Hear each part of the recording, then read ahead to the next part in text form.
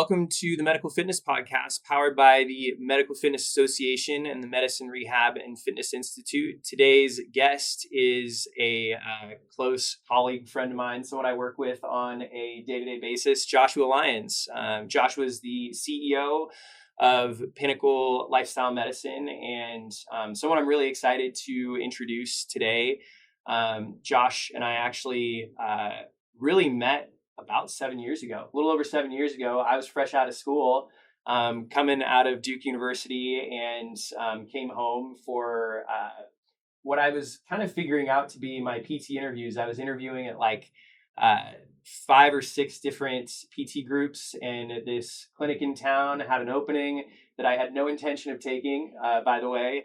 And I went in to do an interview almost as like a connection of a friend, was the way that I was viewing it. And I met with Josh and his wife, Stacy, as well as Adam Ostrowski, who was the clinical director at the time.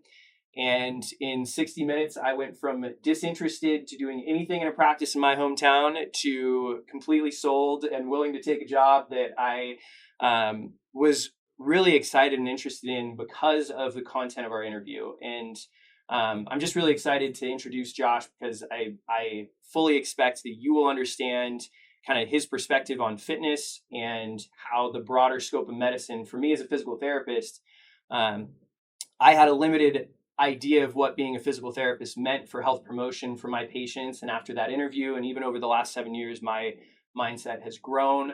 Largely in part because of this guy. So thanks for joining me, Josh. Thanks for having me, Thomas. I appreciate the introduction and the nice thoughts about basically what we're doing in physical therapy and really how we're trying to change medicine. And your story, it always makes me laugh because I know for a fact that everything you say is true about your intentions. And when you came in, I could almost pinpoint the moment where you were changing your mind about that particular situation. So it's always fun to revisit that conversation. Yeah. Well, and, I'm excited to talk today because my frame of reference, I feel like I've gotten to be a pretty good storyteller about Pinnacle and where we come from.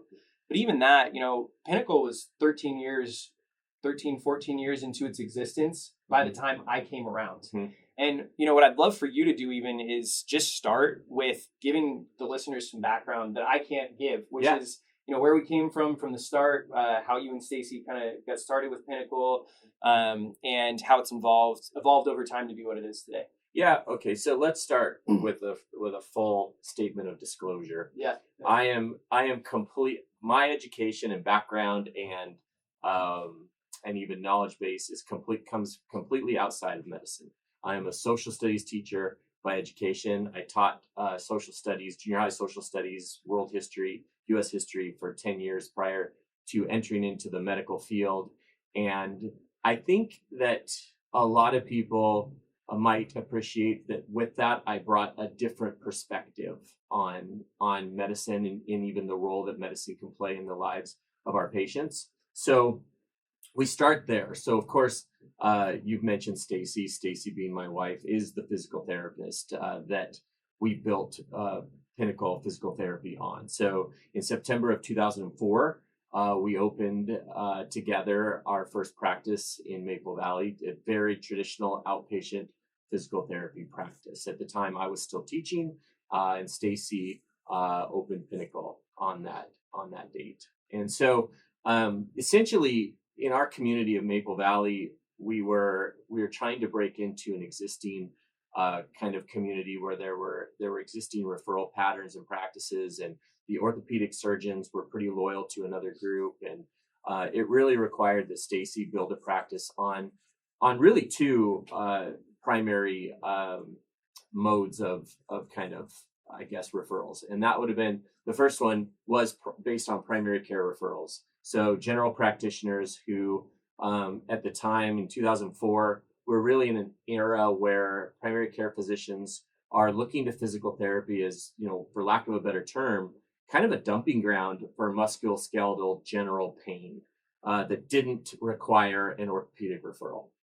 And it was that particular referral practice was starting to grow. The other one that's super controversial, especially at the time, was chiropractic referrals. And so that was our, a good portion. And I'm talking 85% of our patients were coming from primary care or chiropractic. And so, if anyone in physical therapy might at this point recognize that those particular patients present with a fairly common set of, what would the word be? Like their medical comorbidities. Mm-hmm. Yeah, there you go. There's a medical term Mm-hmm. for you. Yeah. And so essentially, what, in having a wife and in the business and talking about the practice of physical therapy, Stacy really struggled with these patients because there wasn't a clear path to victory. I guess a lot of times the common term with a lot of these patients that she would use is basically a train wreck, where there was no particular point that the patient could point to and say, I was injured here, I was doing this, and this happened, and I was injured. Mm-hmm. It was more or less this common, this situation where they were in just chronic pain, maybe. Mm-hmm. Maybe there were multiple places, etc. And it became a real problem. The real problem being that Stacy, being a conscientious provider, didn't feel great about her discharges. And it's particularly the number of people that ended up coming back. So that's a problem in that she was very discouraged. And we're trying to basically run a business from this place, and we needed a solution. So two heads put together with two very different perspectives, and we started to realize that perhaps the patients we were seeing were a product of something further upstream in the health continuum, something that really needed to be addressed outside of maybe the myopic view of musculoskeletal disorder. And we really started to look into the idea of people having various chronic diseases and the systemic nature that kind of cascades its way down to the musculoskeletal system and dysfunction. And what role could we play in helping people at that level further upstream? And that really started to, it became clear as we started to talk about exercise, health, wellness, and all of those factors that today are becoming so commonly talked about that weren't so common 20 years ago. Mm-hmm. So it was really at the time a business necessity and maybe even like a workplace happiness necessity for Stacy, right? That mm-hmm. you do something to address the bigger picture of health for those patients that, as you say, were, the primary care doctors were using physical therapy as the dumping ground, which we know, right? Those are the patients that, the doctor feels like they've tried everything, mm-hmm. and let's mm-hmm. refer them to someone else. And that's kind of probably what they hope physical therapy was doing, right? Mm-hmm. Let's hope that they get this person more active and hope that we're going to have a conversation about nutrition. Mm-hmm. And the reality is that in physical therapy, we're as trained, or maybe even less in some cases, as the primary care providers mm-hmm. to do anything about that mm-hmm. at the level that we're at, right? We're yep. trained as PTs to, help people address orthopedic pain with manual therapy and, movements that are really meant to address pain mm-hmm. and movement restriction and, neurological dysfunction. But when it comes to the behavior of movement or mm-hmm. what people put in their bodies, I mean, that's not something that we come equipped out of school with typically. And I imagine that's what Stacy was feeling when she was trying to deal with those.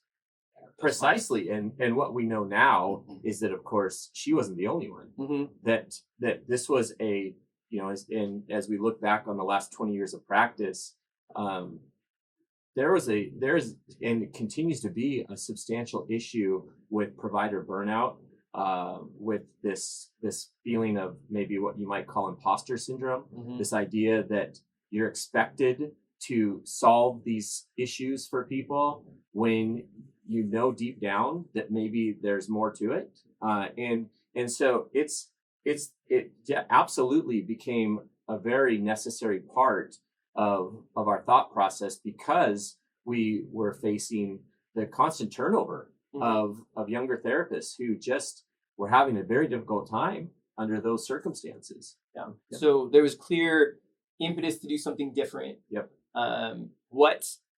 Tell me about how that initial phase of change looked and what you guys decided to do to start addressing that early on. So what we were really looking at is, okay, how do we start integrating our practice into the idea of a more sustained exercise health kind of mindset and program. And so, of course, we look to the most common, I guess, image of what that is. We look to the traditional fitness industry. It's just so happened that we had some connections in our community locally to a nearby gym, if you will. And the initial thought process is let's partner with these guys, and we'll kind of help with the transition of moving people from our practice into this kind of transition period, and our therapists can go to that facility and work with the patients, and then kind of hand them off to the traditional fitness group. Well, that didn't go well at all, and it was clear from the get-go that it wasn't going to work. Our staff was very uncomfortable with the setting. They were uncomfortable with, who knows, exactly why. But they weren't jiving with the setup. And frankly, on the other side, the trainers associated with the facility I think, felt intimidated by, maybe they felt, that they were being judged by some of the practitioners that were there. And the patients weren't exactly comfortable either. Mm-hmm. Many of these patients have tried and essentially found failure through no fault of their own, by the way, in trying to utilize these types of facilities for their health. And so no one was happy. Mm-hmm. So it became clear, very early on into moving down this road, that we needed to actually incorporate this into our practice, in both practice, but also in the types of facilities we actually build. So the scenario was Stacy and the therapist, primarily in Maple Valley, but I'm sure this was happening. We had 3 clinics at the time, right? Okay. So Stacy and colleagues were referring to a group of trainers at a fitness facility in town as the kind of the extension of care for those patients that needed to be kind of like given the option for a more active, longer term approach than physical therapy can provide. Which, again, for any listener that doesn't understand or isn't as familiar with the PT world, we get insurance authorization to cover a certain number of visits over time, right? And it's based on a patient's presenting condition. So if you present with knee pain, you may get 6 to 10 to 12 to 20 visits that are authorized by your insurance for care. And when that number of visits is up, you kind of get kicked out the door, right? If you've experienced physical therapy before, there's a time that the PT may be saying to you, hey, we're out of visits. And what Pinnacle decided to do at that moment when we say, hey, we're out of visits, is let's make referrals to trainers at this facility in town. Which, by the way, Josh, I might have been working there at that time at the front desk and cleaning showers and stuff is what I remember the most. Yeah.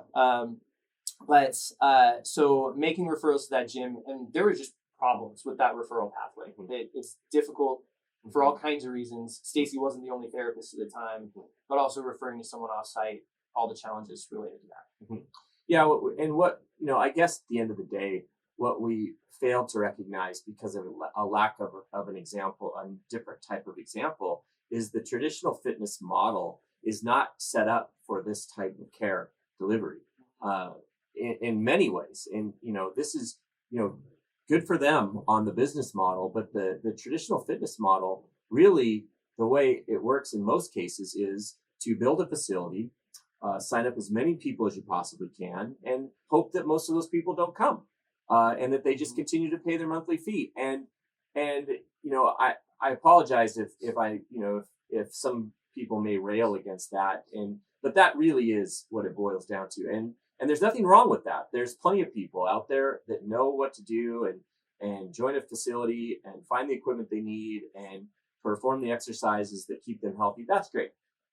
I'm not bad-mouthing traditional fitness. I think it's a vital part of our community and our healthy communities. But the fact is that there are a lot of people in this world who have no idea what to do when it comes to really harvesting the health benefits of exercise. And when the medical community basically prescribes exercise, It's as if they're sending people to a self-serve pharmacy if they're often going to some traditional fitness facility.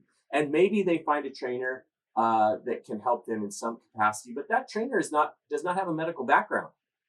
And so what we've really come to understand is that there is a place for what we call medical fitness in the way in which we reimagine healthcare to not just be reactive, not just to be sick care, but to predictively understand and know that there is a lot of sickness and disease that can be avoided through proper types of behaviors, and specifically around exercise. So, in that mindset, we really set out to figure out how to build a model of fitness and incorporate it into our practice that could deliver that prescriptive exercise programming in a way that was affordable to our patients and something that we could afford to provide. And that really was the challenge. And that's when we really went out and found a system. In this case, it was through a company called Technogym, where the equipment is married to an exercise prescription software and data management system that allows us to efficiently prescribe exercise and monitor our patients in a really efficient way. Yeah, I really want to, and we will get into the model itself and talk a little bit about. I want to make sure we include, particularly the data element of what you just mentioned. I actually want to go back to one part of the problem that I think you glossed over because you and I have talked about it so much, but because for me it was such an aha moment when we talked about this the first time that I want to make sure that we talk about today too, which is that referring to a gym or a personal trainer sometimes can be the referral of, well, exercise is medicine, just go do exercise, right? And you had mentioned the idea of the self-serve pharmacy because I think that's what that is. And do you mind just kind of going deeper into what you mean by the self-serve pharmacy idea? Sure. So, and I use this example a lot to help people understand the difference, I guess. And so I'm glad we're coming back to it. So imagine we have a system of medicine where we identify that people are sick, just quote unquote sick, whatever it may be, they're sick. But we know there's a medication out there somewhere that will make them better. We've set up a system that where we have a very coordinated way in which patients access that medication. And it's the pharmaceutical system. We have pharmacists, the doctors know which medications you're supposed to take. The pharmacists then help them determine the dosage and give you all the counterindications or what you should not do in relation to taking the medication, etc. Imagine if we didn't have that. If we just had a Costco of pharmaceuticals and people joined the Costco and we said, you're sick, you have X, you need to go to Costco, quote unquote, pharmacy and go find some medicine. And there was nothing in between other than you walking into this self-serve pharmacy and looking for whatever medication you think might make you better. And I guess that's really what from the medical side, when we tell patients, you are not healthy, you need to exercise more, go join a gym, that's essentially what we're doing. It's a complex science, is exercise. It is masked by some sort of concept that, well, it's easy, just move, right? Oftentimes even in medical fitness and the promotion of it's like, let's just move. Well, it's not just about moving. It's about the science of getting doing the proper exercises at the proper intensity, the proper duration, with all of those side things that go along with it, motivation and knowledge, that is really going to result in people being successful. So that's what I mean by the concept of sending people to a self-serve pharmacy, is that we're not giving them the information and support they need to be successful. And in fact, it might be even considered dangerous. Yeah.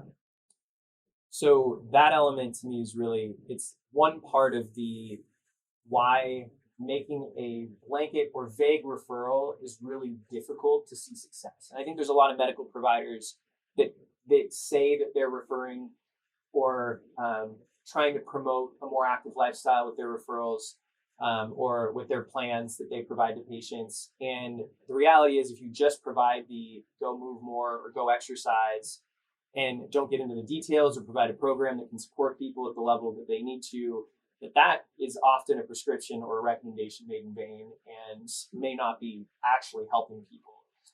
The other side of this is, so we make the recommendation to exercise, but people may not be, let's say, ready to hear it. Or we may be making a recommendation in a way that isn't, I guess maybe what I would say, meeting people where they're at. And this is where I kind of want to talk about the idea of identifying that there is a health issue to address. Mm-hmm. A lot of people, as you called this population of people, the many medical comorbidities, you could reasonably call them the train wrecks from a medicine perspective, that they don't actually think anything is wrong. And some of that is around the narrative of what we just expect a life to look like, right, here in America. Yeah. And so I'd love to talk about that, or even just like let you talk about that side of the problem too, because I imagine it's something that Stacy dealt with, trying to make recommendations to people who just weren't ready to hear it. And that was a big part of the problem as well. So this is a substantial problem, and it's systemic. It is found to be the case in our physicians. It's found to be the case in our media. It's found to be the case in our patients. And I really do think and believe that when people talk about wanting to reinvent medicine, and there's a strong, I think, wind blowing around the idea, and intuitively, I think a lot of us know that medicine can be better, but there's this, no one can put their finger on it. I think we've in many ways figured it out, and what I would point to is this idea that we've uncovered, I guess, if you will, through our experience and working with thousands of patients now, and talking with them and having these conversations, is that in medicine, and seemingly everyone in the system really subscribes to this, there is what I call a false narrative of health curve. And what I mean by that is that there is a natural curve of health that exists generally in reality, a real health curve. And then there's an optimum health curve that exists. And we primarily address and treat to the existing health curve, which is not good. And so let me be a little more specific. So just because a person is living outside of an acute health need does not mean they're healthy. And this is the disconnect, that we in medicine wait for the least really educated person in the entire conversation to basically decide when they need to see us, and then present themselves to us when they become so aware of a health need that it's interrupting their lives. It's inconvenient now, and they are going to submit themselves to the system. And so they're in acute need. And so historically, medicine has met that person with the promise of, we will make you better and return you to where you were, which is absent of an acute situation. Mm-hmm. But where they were was not a very good place to begin with. Mm-hmm. Where they were was, 30 or 40 pounds overweight, or high blood pressure, or pre-diabetic, or even, for God's sakes, diabetic, or any number of chronic health markers that don't necessarily put a person in an acute state of need, but they are not healthy. And so what we're really aiming to do is drive medicine in general to accept the optimum health curve as the place that we are responsible toward pushing people toward, and being the advocates of health, because nobody else out there right now is filling that position, if you will. Medical providers, no matter where they meet the patient, need to adopt that optimum health curve as their responsibility to advocate towards. And that means helping the patients themselves, even though they're here for, let's say, acute knee pain. They become aware of knee or hip pain or shoulder pain or any number, low back pain, that helping them understand that it's our job to address that nothing changes around our traditional role, except that we address that within the context of moving them towards a higher state of a more optimal state.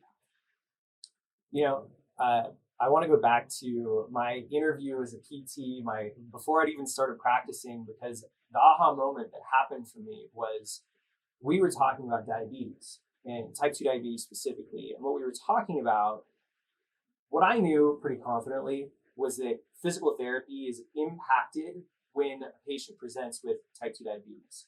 That people are more likely to present with pain, that they're more likely to have a longer recovery from surgery if they present with type 2 diabetes, particularly when it's not well controlled. I knew that from PT school.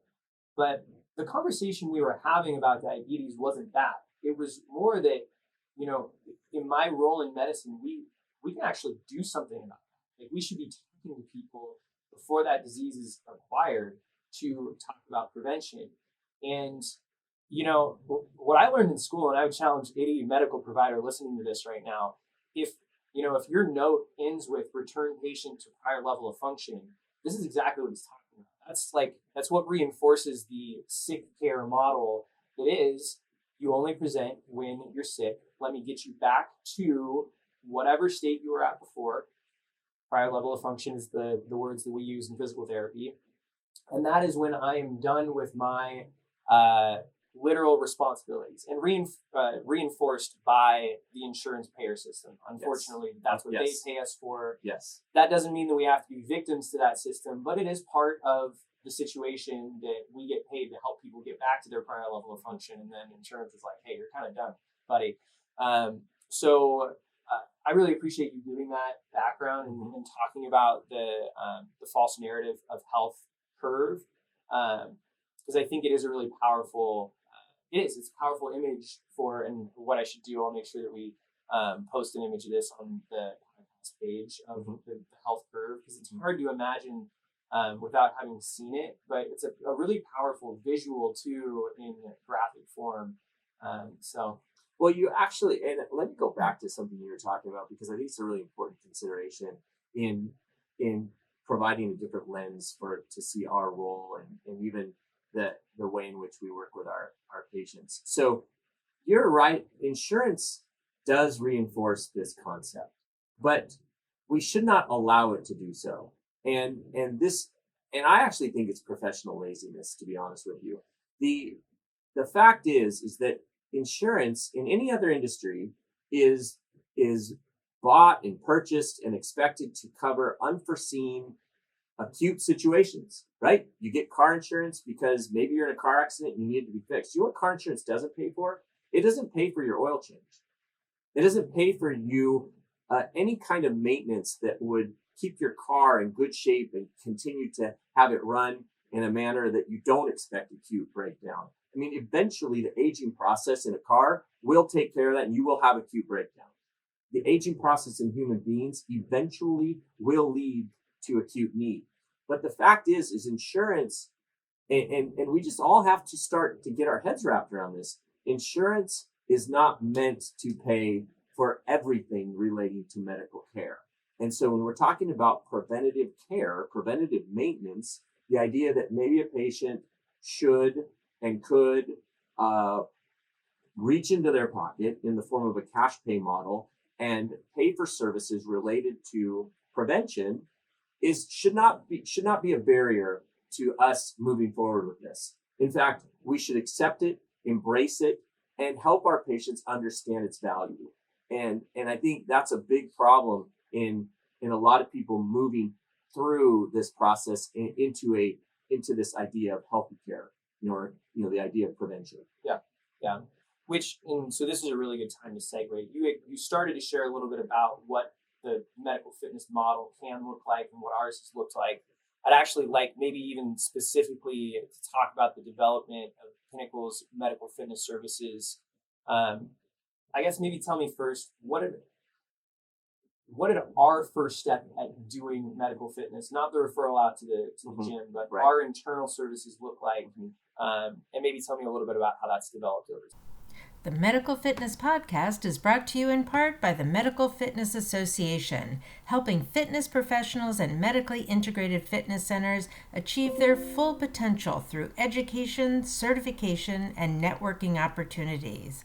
Join today and elevate your career with the Medical Fitness Association. Visit medicalfitness.org to learn about the many benefits of membership offered by the Medical Fitness Association. That's medicalfitness.org. So let's just define medical fitness at Pinnacle. So, immediately it became clear as we started to investigate and try to understand. It's not like we invented the idea of medical fitness. Medical fitness has been around. And in fact, I would say we're kind of in our third incarnation at this point of what medical fitness could be or has been.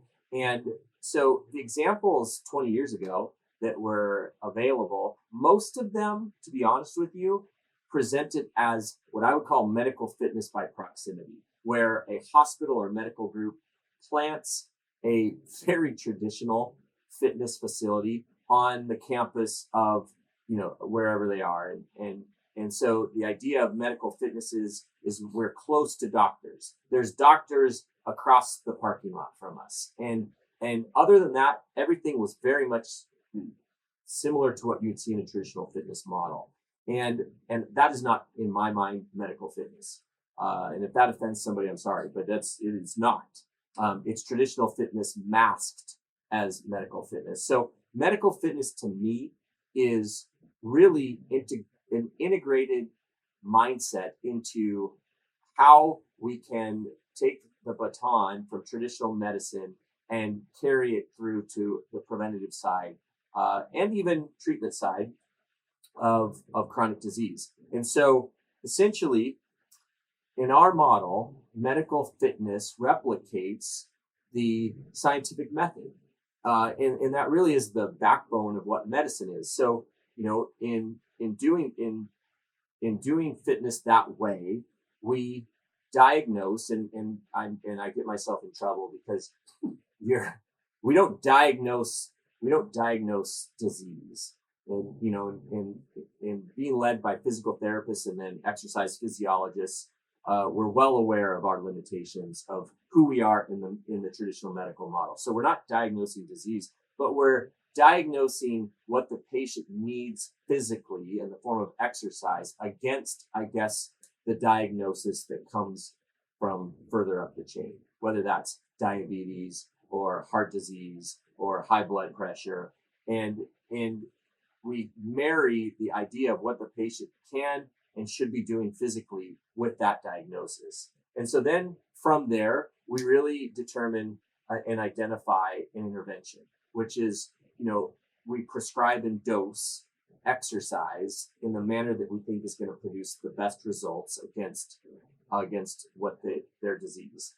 And then we basically use a lot of technology to prescribe that exercise and deliver it to the patient in a way that they can mostly independently perform that work, but in a way that we get all the data related to that work.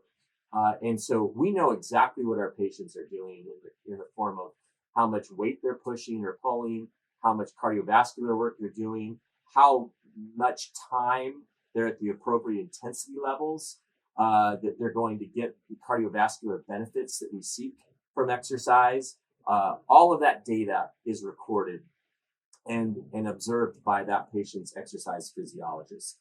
And over time, we work with the patients to develop goals around those metrics instead of the vague goal of quote unquote weight loss, for example, which we know is a very poor indicator of improving health.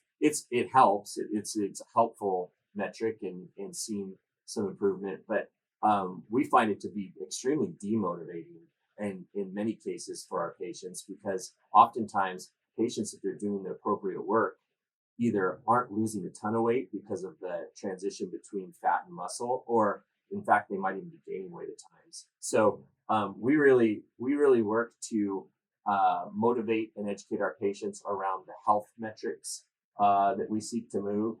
But in the process of doing so, we monitor and assess the patients for the appropriate responses that we're looking for.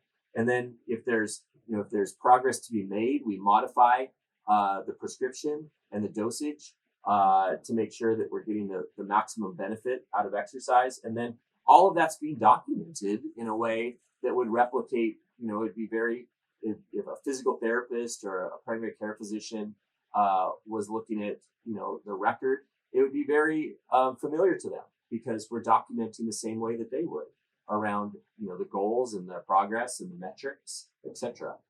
So this scientific method is being executed by fitness staff and I guess I'm not even going to ask you this question because I know our process is being executed by fitness staff at right now medical locations. And because of our background, right, because we started physical therapy clinics initially, this model was built into or added to a physical therapy infrastructure, which was actually really nice for a lot of reasons and probably not the reasons that the average listener would think of, right? Because it's not like, oh, physical therapists know exercise.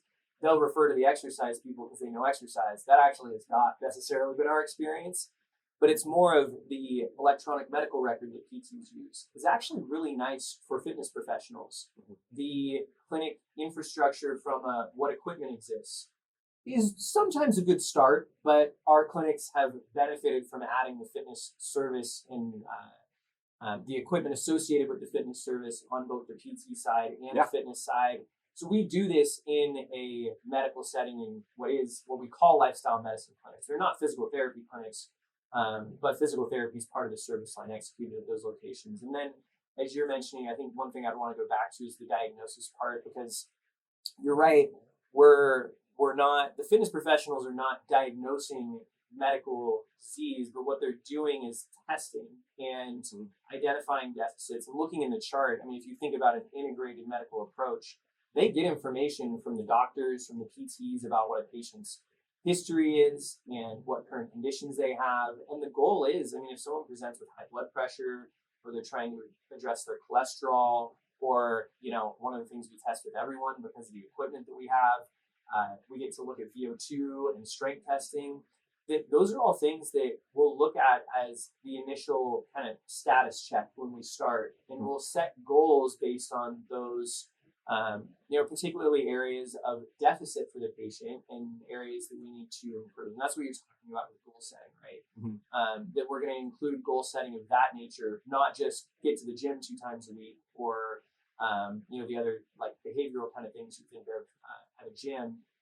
But that's the kind of diagnosis that you were talking about. Yeah, absolutely. And I guess, I speak very PT centric on this as far as medical fitness. So essentially, I mentioned the different ways in which medical fitness has come about. One of the ways is to, in the PT world, is to basically fill a gym full of equipment and really utilize and leverage the patient experience and move them into a gym membership post discharge, if you will. And I think that's a mistake, because all we're doing is replicating that traditional model. It's a little better. They might be in the facility. There might be some interaction post physical therapy with a physical therapist.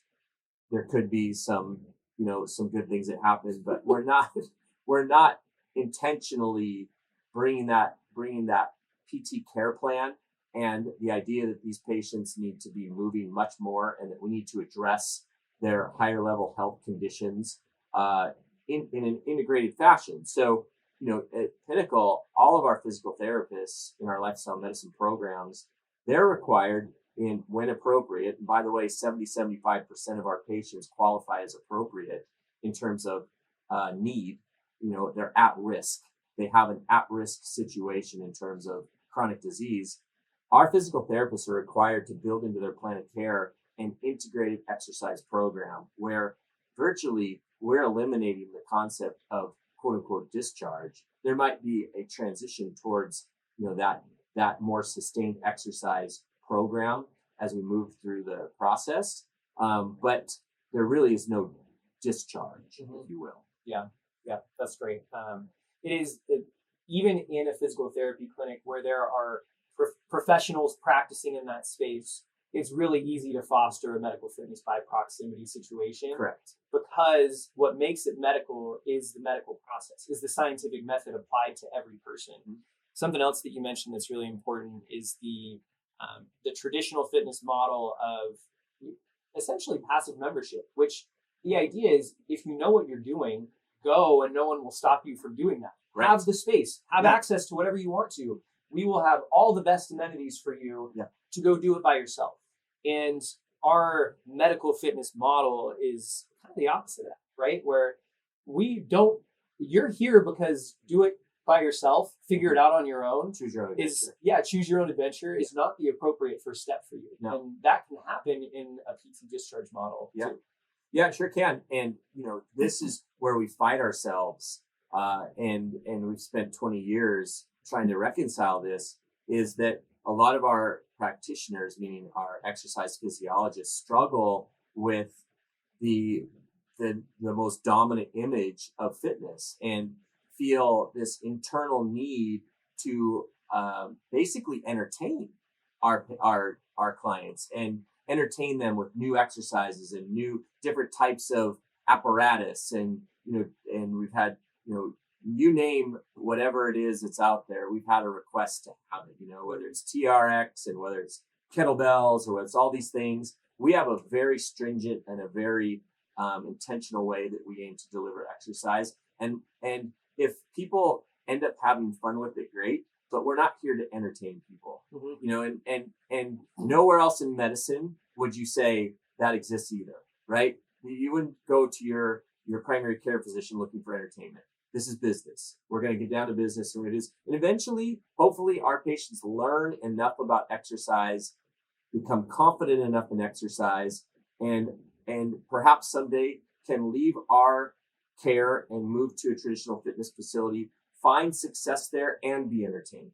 But we're not here to entertain people. We're here to make them healthier. And so in doing so, you stick to a very what would be the term? I mean, it's just a very straightforward plan, where you're going to do the same things over and over again, because lo and behold, guess what? Doing the same things over and over again is what increases cardiovascular health or physical strength. And so, and of course, we have to do so in an environment that we're getting that data, because the data is so important. Yeah. So that's exactly right. The exertainment idea, I think it's a really important way. One of the questions I was going to ask you about that I think we've mostly covered is what defines a true medical fitness product.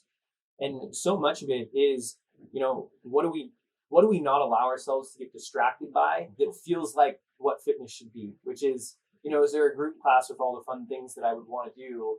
Are there racquetball courts at my fitness facility? Are there all the fun amenities that, I think fitness should be? And like you're saying, the reality is, let's actually not get distracted by making this like the most entertaining version of exercise for you. You are here to accomplish a set of goals.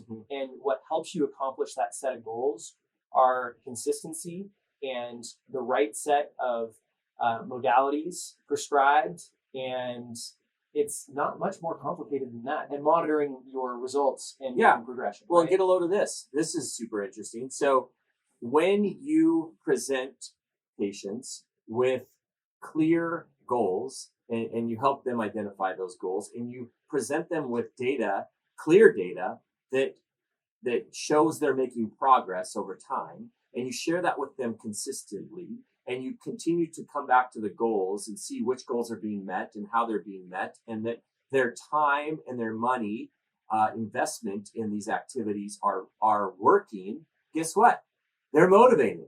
You don't have to entertain them because there's the idea and the goals are vague and obscure and not very well defined. And, we're using, probably a home scale at best to determine if progress is being made. When you operate on the side of education and goal setting and progress, suddenly you don't have to entertain them anymore because they are motivated by those things. And so, but there's a bridge to be built to that place with even the consumers themselves. many are going to demand the entertainment. Think about how different of a model those two things are for the fitness professional that is guiding someone through that, right? Because on one side, it's on the entertainment side, how can I make you today the most entertaining exercise program to make you feel like you worked your butt off, but also, found the novelty of my prescription to be fun and engaging, so you'll come back. That's the role of the fitness professional trying to engage someone with entertainment. The role of the fitness professional trying to engage someone through numbers is more of a coach, right? Like, you're not always going to love what you see. You may not understand what you're seeing. This is where your point about weight loss is so important. Early on in an exercise program, people aren't always going to see weight loss. In fact, a lot of the time they're not going to. Because, it takes time to change the behavior around exercise. Because exercise alone isn't a incredibly powerful modality for weight loss by itself. Because early on in exercise programs, sometimes muscle replaces fat, as you were saying before. So setting, really understanding the metrics, setting goals around those, and helping people both temper their expectations and identify meaningful change becomes the role of the fitness professional. And it's such a different role than that other world. Oh, it's absolutely challenging. It's a mind bend for most of our exercise physiologists that have any experience whatsoever. The ones that are fresh out of school are probably the easiest because they don't necessarily have the experience, because our consumers, our patients, they are coming from the same mindset that, this isn't fun. This is too much. This is boring. I'm doing the same exercises over and over again. And outside of having anything to point to around, sure, it's not fun, but look, what's fun? What's fun is you're getting healthier, and here are the metrics that show that movement. That's fun. Winning is fun, and meeting goals is fun. And so rather than masking things and hiding the fact that exercise can sometimes not be very fun, what's fun is in the numbers that we're getting healthier. And we can prove it and show it to you. So it's a really important piece. I think it's we're talking about why haven't we got to this place sooner in medicine? We're talking about some of the things that present themselves as barriers on our side to moving in that direction. Our exercise physiologists feel that pressure to entertain people, and they really have to be really good at moving the conversation away from that. Yeah. So, and you had mentioned a little bit earlier some of the tools that make this possible. I think the infrastructure to gather data that's meaningful and to report that to patients, clients, in a fitness setting is it's part of this thing, right? It's part of the infrastructure that makes medical fitness work. Maybe tell us a little bit about, if you want to, you can talk about how we got to where we are. At least maybe mention what we're doing today to provide that infrastructure for our fitness clients. Well, so the data is so important to this narrative because, unfortunately, we are going to continue until we have positive proof data that exercise can and should be part of the mainstream medical continuum. Because the problem is that all of us in medicine are aware of what fitness is and has been. And here's the stark and terrible truth, is that in the last 40 years, we have doubled, even tripled potentially, access to fitness in the form of facilities, etc., various types of boutique programs. And in the process of doubling access, we have become increasingly less healthy as a nation. The most obvious numbers being the increase in obesity rates, diabetes, heart disease, high blood pressure. So naturally, the medical system frowns upon utilizing or just saying go join a gym. So we've got work to do, and so we have to show we're doing things differently, clearly differently. We have to meet medicine where it is in its thought process and delivery model. And that's what I was talking about, the scientific method and replicating the medical model.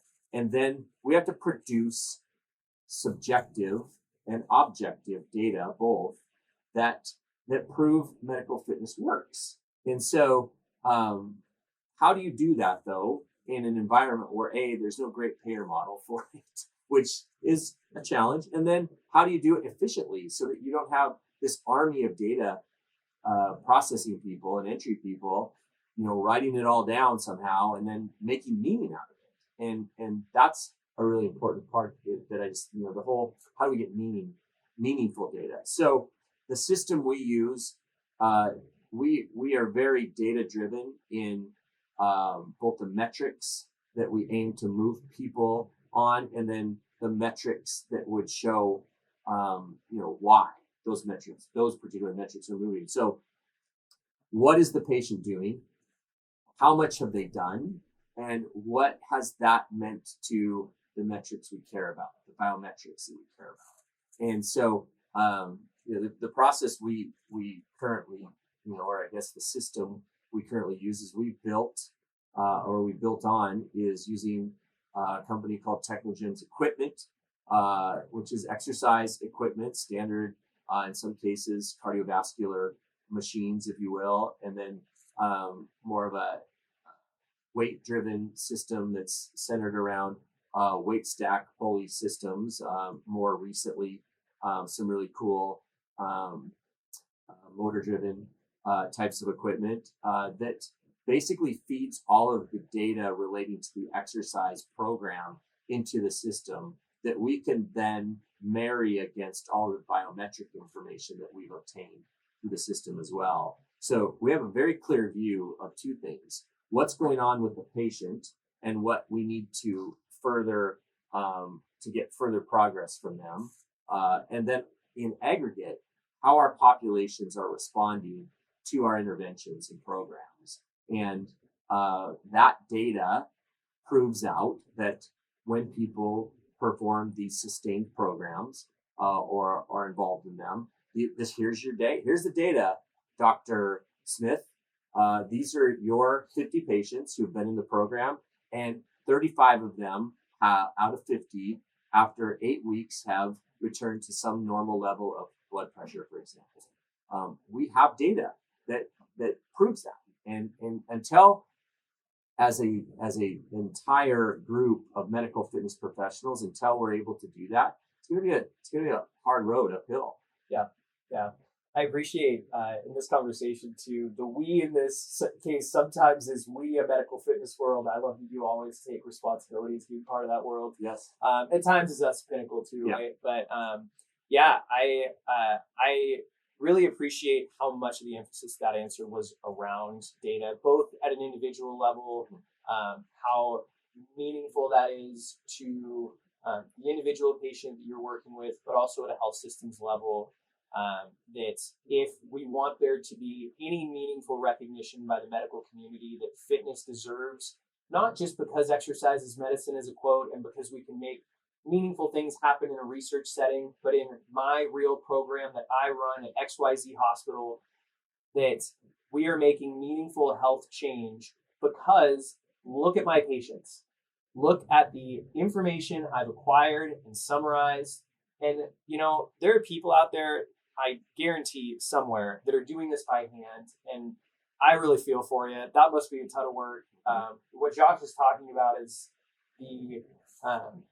the process we've undergone to automate as much of that data collection as possible and to make it possible to report, to tell us a story about people who participate in the program, who have things in common, are patients that start with high blood pressure, for example, or patients who start at high risk for falls, and what happens to those people as a result of participating in a fitness program. If we can tell those stories better outside the research setting and in the real world fitness setting, that's where we start to get the reputation, not just of calling ourselves medical fitness, but being part of the medical continuum.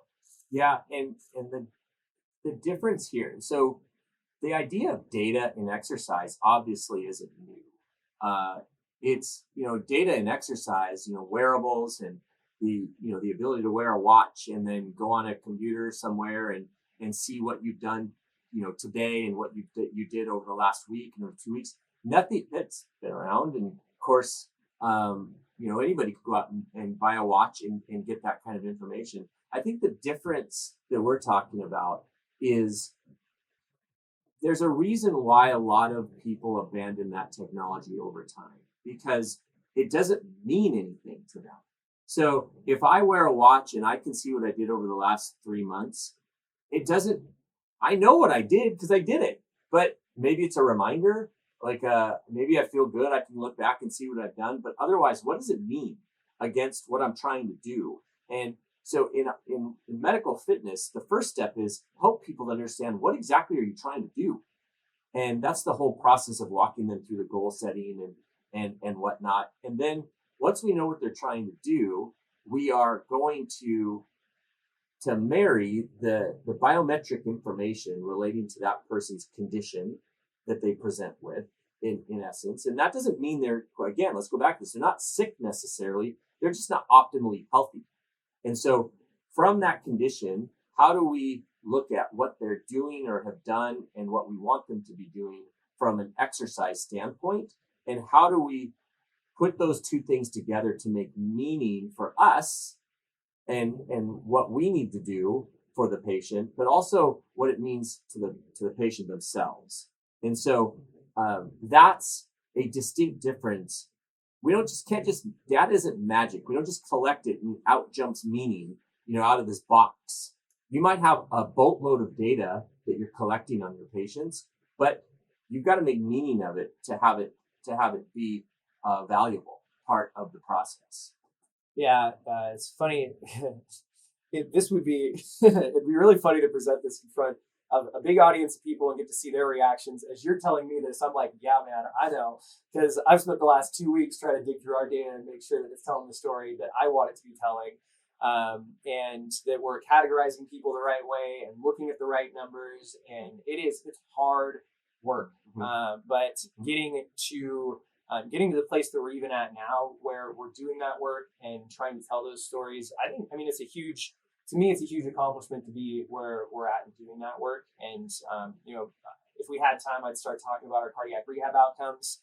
In the process of moving beyond physical therapy as our primary focus, obviously, we moved into a pretty major hospital management contract where we integrate with other medical service lines like cardiac and pulmonary rehab and serve as a part of the medical continuum for most department service lines at this hospital, I mean, cardiology and endocrinology, anyone who's referring pelvic patients, cancer, so oncology. And so this applies well beyond physical therapy because of the way we're thinking about things, because of the data, because of the applicability of the prescription beyond just physical therapy. So I don't remember exactly where I was. Well, I'll just jump right from what you're saying. 85% of the medical spend in the United States, it has an underlying causation around chronic disease. And so, as you mentioned, this isn't just about physical therapy.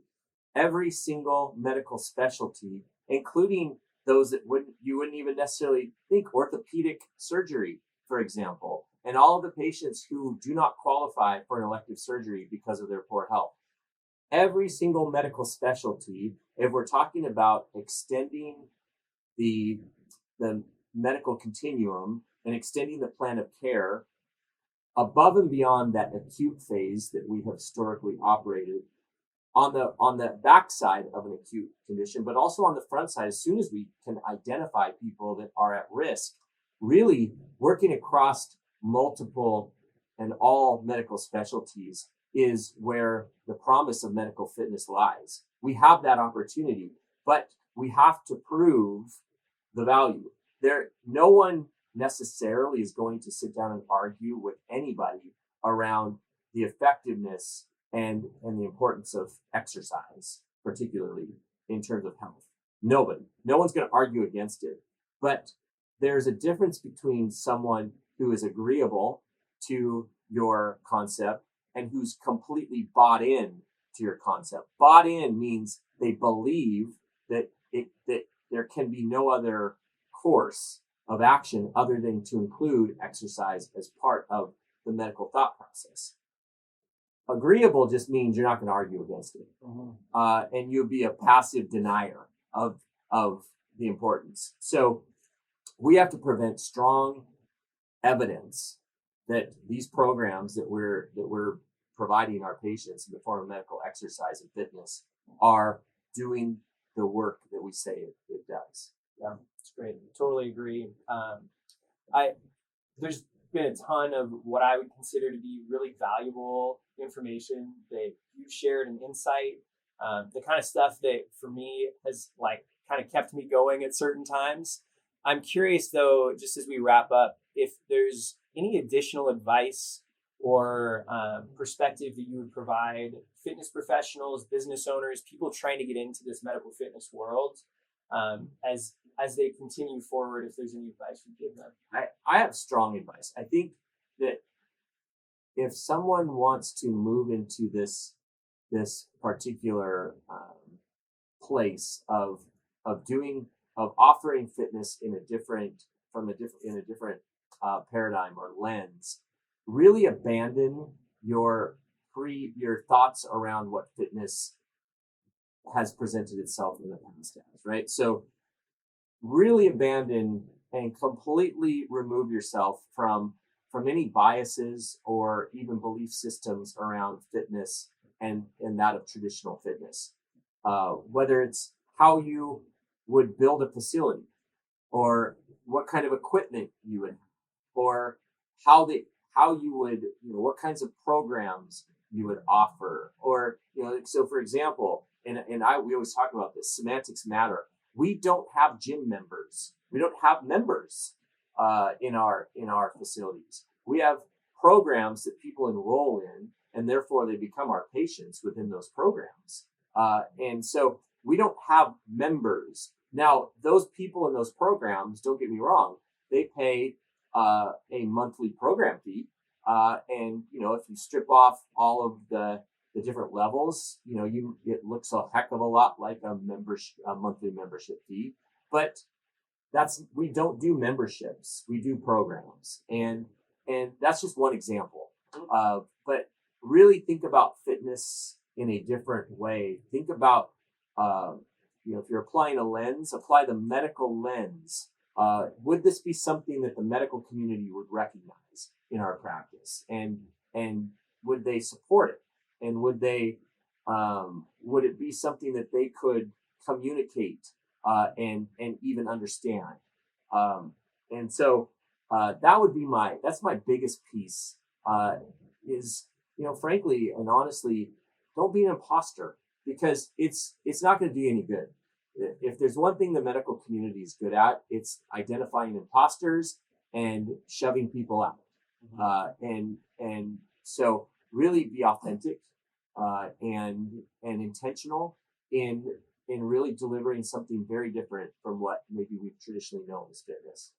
Yeah, it's really good advice, and I imagine as a fitness professional trying to get into the medical world, it would be easy to look around and say, well, I just need to apply the same fitness model, but to medical patients with different, with a different name. Mm-hmm. And what you're saying is so true. And I imagine would be a really scary proposition if you haven't routinely interacted with physicians who may seem kind of scary in the idea of thinking to talk to them, but they're really not. They're people, No, they're not scary at all. And in fact, it's so.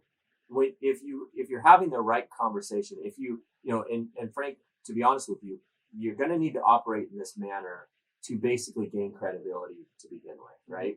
We didn't just start doing this and then just run around talking to doctors, because everyone knows that there are a lot of ways in which you have a lot of different barriers to getting to talk to a doctor. But when you have your opportunity, you really do want to be able to talk about fitness in a different way. And when you do that, you'll find that the gates open wide, that these doctors, these physicians, these medical providers, physical therapists are all dying to be able to either be part of or offer their patients a route to a healthier future, but have not had that available to them. So if you're speaking this language and it's clear and you're confident in what you're talking about, you're going to find that they're going to be very open to these things, very open. Totally agree. It's a huge opportunity that if seized in the right way it's something that we found success in repeatedly by having the right message and knowing what our value is in that area. So, Josh, anything that you want to pass on to listeners about if they want to connect with you, get a hold of you, anything like that? Well, this is my passion in medicine, and it's something that I enjoy having conversations with people about. I've had a lot of people reach out over time that looking for advice or even just to run an idea past me. Yes, absolutely. I'd love for anybody listening to today's podcast to reach out to me. I'm sure, Thomas, you can put my contact information, my email somewhere in the yeah, I'll put it in the show notes. Yeah, in the show notes. Sure. There is the sure. Yep. We could shout it out here. Joshua Lyons, all one word, Lyons at pinnacle-pt.com. Perfect. Happy to have people email me and we can start up a conversation. That's great. Well, thanks so much, Josh, for being with us today. I appreciate it as always, even though it was just a short walk down the hall to my office. I know you took an hour and a half of your day to get ready and do this. Thanks so much, man. Yeah, it was great to be here. Thanks.